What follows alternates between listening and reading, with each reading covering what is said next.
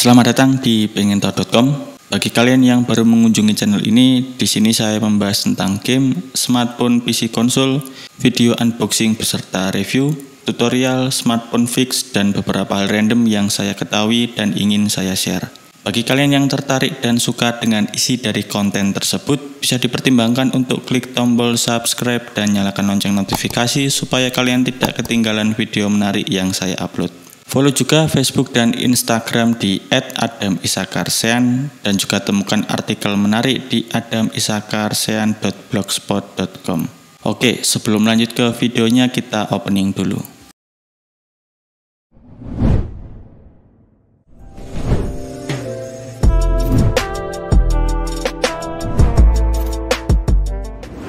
Kali ini saya akan memberikan review pemakaian gamepad IPK PG9099 Wolverine. Gamepad ini sudah saya gunakan kurang lebih 1 bulan untuk mengetes dan mengetahui fitur-fiturnya. Gamepad ini saya tes pada smartphone, PC, dan smart TV. 3 device itu saja saat ini yang saya miliki untuk mengetes gamepad. Untuk smartphone-nya saya gunakan di chipset MediaTek G85 Android 11, Exynos 9116 Android 11, dan Snapdragon 430 Android 9. Jadi untuk smartphone saya memiliki beberapa referensi. IPK PG9099 adalah tipe gamepad joystick dengan layout button PlayStation dengan jumlah tombol normal. Pada saat unboxing saya mendapatkan 2 spare thumbstick D-pad. Keduanya mempunyai tekstur yang berbeda. Sayangnya kedua thumbstick D-pad tidak memiliki tekstur D-pad. Teksturnya halus dan yang lebih parah lagi, kita tidak bisa menggunakan D-pad tanpa thumbstick karena D-padnya tenggelam dari bodi. Bentuk gamepad ini termasuk besar dan lebar, memiliki grip pada handle bagian atas. Gripnya memiliki tekstur bulat, bintik-bintik, dan kasat alias tidak licin karena memang terbuat dari rubber atau silikon. Walaupun hanya berada di atas, handling grip ini sudah lumayan supaya tangan tidak licin saat memegang gamepad. Tapi karena tekstur karetnya itu bintik-bintik, jadi akan gampang kotor di antara lubang-lubangnya.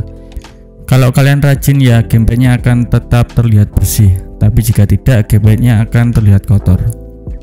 Kombinasi warna gamepad ini adalah hitam pada bodi utama, merah pada kedua analog, abu-abu pada grip, warna transparan pada face button, home, dan warna perak pada tombol L dan R. Untuk face button, tombol dibuat transparan karena ada LED lightning dengan warna yang berbeda.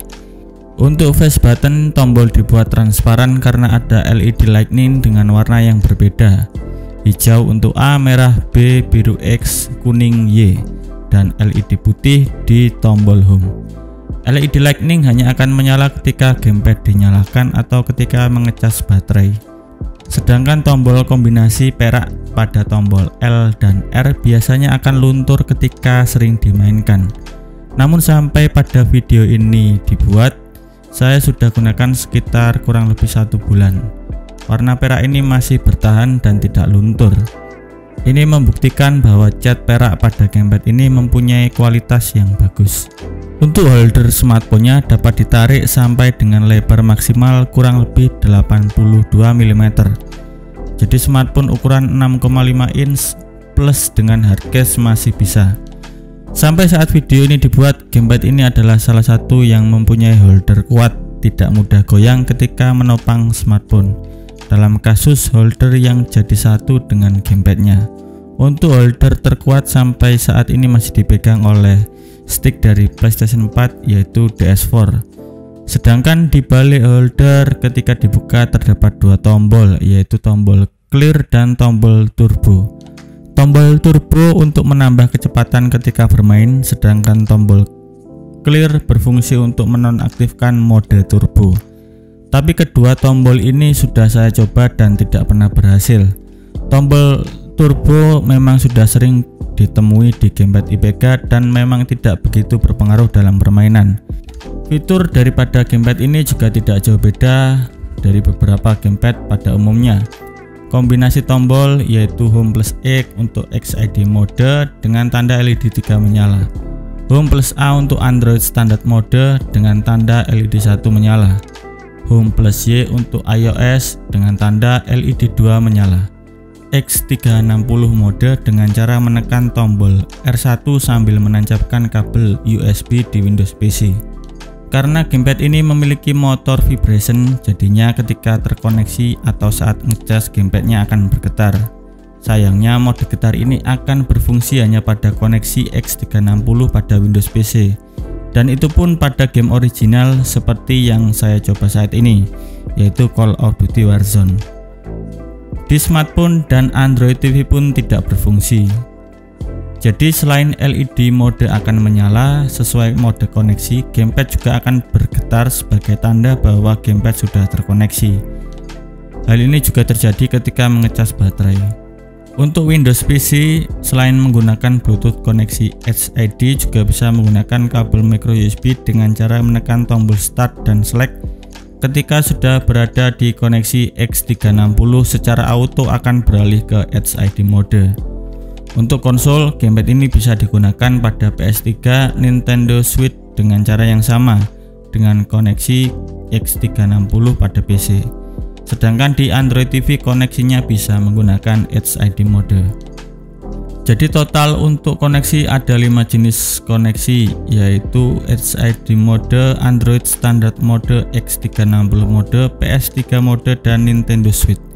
Sedangkan untuk device dapat digunakan pada smartphone Android dan iOS, Windows PC, Nintendo Switch, PS3, dan Android TV. Ketahanan baterai normal tidak mendapatkan nilai plus yang begitu tinggi. Dengan kapasitas 400 mAh masih bisa digunakan bermain game di smartphone selama 3-5 hari tergantung durasi bermain juga. Sedangkan untuk wired mode di X360 Windows PC tidak akan kehabisan karena baterai auto sambil ngecas. Ketika baterai hampir habis, LED 4 akan berkedip cepat.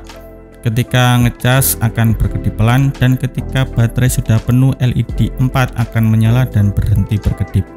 Untuk tombol-tombol pada gamepad ini dapat saya katakan bagus. Feel clicky masih sangat terasa. Tombolnya tidak terlalu kaku atau lunak. Motor vibration juga mendapatkan nilai tambahan. Sayangnya hanya berfungsi pada Windows PC. Perkembangan smartphone untuk membuat koneksi gamepad yang bisa bergetar juga belum ada. Nilai minus lagi adalah tombol D-pad yang harus menggunakan pilihan thumbstick. Padahal thumbsticknya sendiri tidak memiliki feel mengarahkan option pada game. Dan jika dilepas, D-pad tidak bisa digunakan karena memang harus menggunakan thumbstick.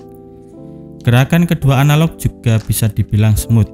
Kemudian untuk tombol L dan R ada sedikit perbedaan karena pada tombol L1 dan R1 ini berasa kliki seperti tombol lain. Tapi untuk L2 dan R2 ini menggunakan pir pegas. Walaupun agak berat, kondisi ini sangat membantu pada saat digunakan dalam game fighting atau game shooting. Secara keseluruhan, gamepad ini saya berikan nilai 8,5 dari 10. Banyaknya mode koneksi di smartphone, Windows PC sampai konsol menjadi nilai tambahan karena bisa digunakan pada berbagai device. Dari segi fungsi, terdapat nilai plus, yaitu kekuatan holder smartphone. Material yang solid dengan bentuk sedikit lebih lebar dan besar daripada gamepad pada umumnya membuat genggaman tangan tidak mudah bosan. Sedangkan dari segi visual, LED lightning pada tombol face button juga menambahkan estetika gamepad ketika aktif. Adapun yang kurang yaitu tombol D-pad yang tidak bisa digunakan kecuali menggunakan thumbstick, dan thumbsticknya juga tidak memiliki feel D-pad. Sedangkan motor vibration yang hanya bisa berfungsi pada koneksi X360 masih terbilang wajar. Jadi untuk harga 200k gamepad IPEGA PG9099 ini saya rekomendasikan terutama untuk kalian pencinta game PC. Smartphone dengan tipe game aksi tanpa menyentuh layar, atau buat kalian yang punya konsol PS3, jadi bisa main di PC, PS3, dan tentunya di smartphone. Itulah review pemakaian gamepad IPEGA PG9099 Wolverine. Jangan lupa klik tombol subscribe dan nyalakan lonceng notifikasi jika menurut kalian video ini bermanfaat. Jangan lupa juga follow Instagram di @adamisakarsian dan temukan artikel ini artikel review ini di adamisakarsian.blogspot.com. Kalian juga bisa menemukan artikel lain yang membahas tentang mini PC, gamepad dan juga teknologi. Semoga bermanfaat. Sampai ketemu di video selanjutnya.